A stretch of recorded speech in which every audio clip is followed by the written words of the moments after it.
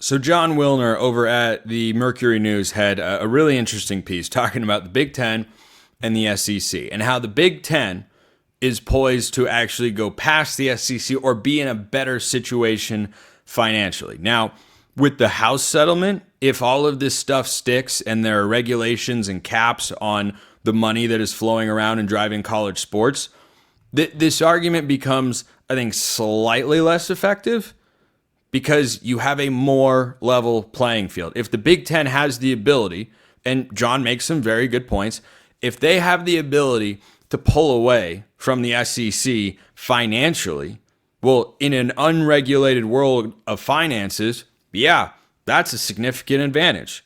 It's the same advantage the SEC had for a long time, just kind of under the table.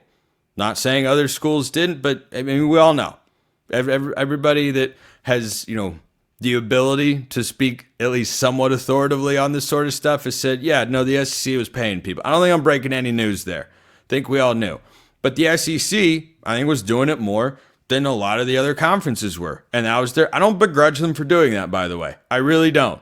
Because it was always dumb that you couldn't give college kids money for them to come to the school and make money for the athletic department. Like that was always a ridiculous and unsustainable notion at some level. But that they were doing it then and everybody else doing it now, I think you've seen plenty of people who are not fans of the SEC point out, well, look at this. It's a great soundbite and tweet. Funny that the SEC hasn't made a national championship game once everyone was able to start paying players. Okay. I think there's some merit to that. Sure. They don't have as big of a monopoly on talent as they used to. It's more spread out because of NIL and the portal. And that conversation usually goes to the portal. Well, depth is transferring out and guys come up from other levels. Just consider, for instance, Diego Pavia, transfer portal legend. JUCO was in New Mexico State and then Vanderbilt, and he's beaten Auburn twice and Alabama. I mean, the dude is the father of the state of Alabama. That's just law. That's just law now. That whole career trajectory doesn't happen pre-transfer portal. So yeah, it has changed the game in a significant way, and I think balanced the scales between the top of the sport and the next level. Because for a long time, Vanderbilt wasn't ever close to Bama. All of a sudden, they beat them?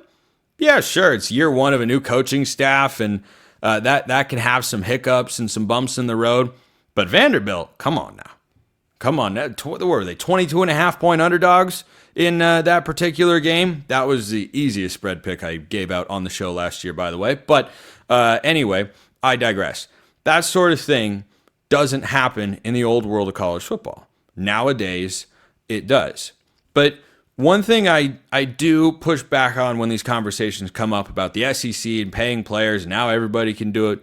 Yeah, sure, it's balanced the scales a little bit. Are you under the impression the SEC's never going to make a national title game again? Do you think they're just going to get left out? Do you think, oh yeah, see, now they're getting exposed? Like, well, no, it's just more of a level playing field. Michigan beat Alabama a couple of years ago in the Rose Bowl. It was an incredible game.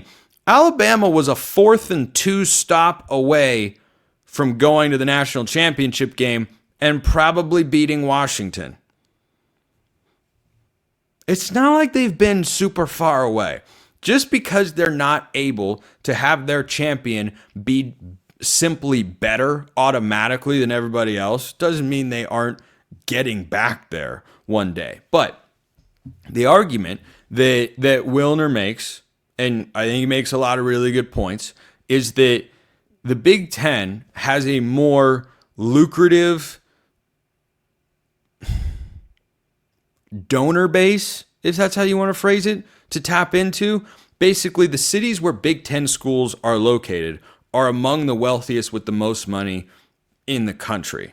You have far more wealthy big market cities in the Big Ten than you do in the SEC. And I've come across this particular narrative before of, the worst kept secret in college sports is as not every SEC school has a ton of money because they're not in major metropolitan hubs. The Big Ten now has Chicago and Los Angeles in it.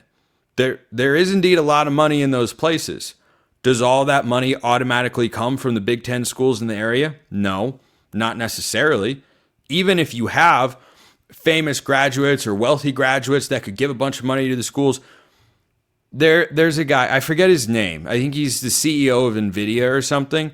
He's a graduate of Oregon State, the Beavs, one of the two remaining schools with Washington State over there in the Pac-12.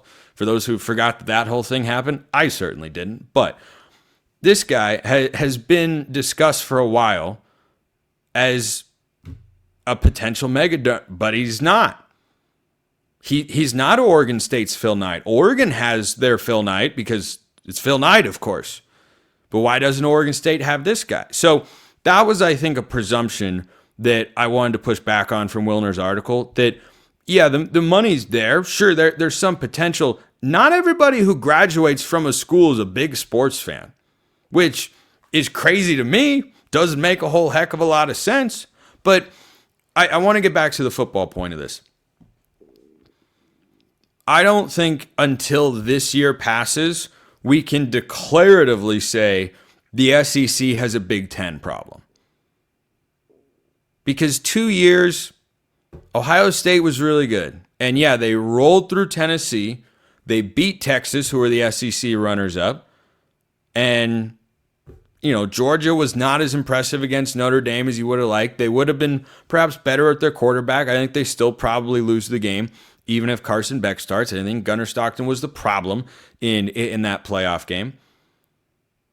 But if the SEC goes for a third year of not making the championship game, then you have a trend. 2 years can still be kind of an aberration, because once the field leveled, the playing field leveled a little bit, you still had a 50-50 go either way coin flip overtime game that kept the SEC out of the national title, but probably kept the SEC from winning the national title.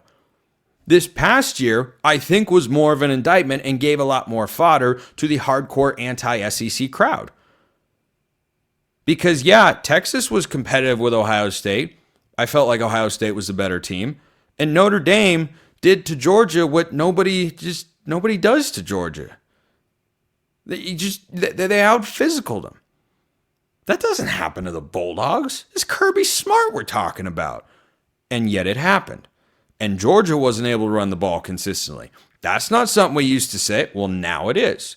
So the financial potential for the SEC to have a Big Ten problem, I think, could be slightly overblown. I don't think the SEC is going to lack a bunch of financial commitment. I get the point about more money being in Big Ten cities and footprints and all that sort of stuff. But if you have the House settlement and guidelines in place, like actual guidelines that have to be followed, not like guidelines in Pirates of the Caribbean, the code, more like guidelines. There are actual rules. If those stay in place, then I think you have a more level financial footing in college football writ large. And I think that overall is a good thing for the sport. And so the idea that the SEC would be falling behind the Big Ten because they have a financial problem, I don't think that would be the reason.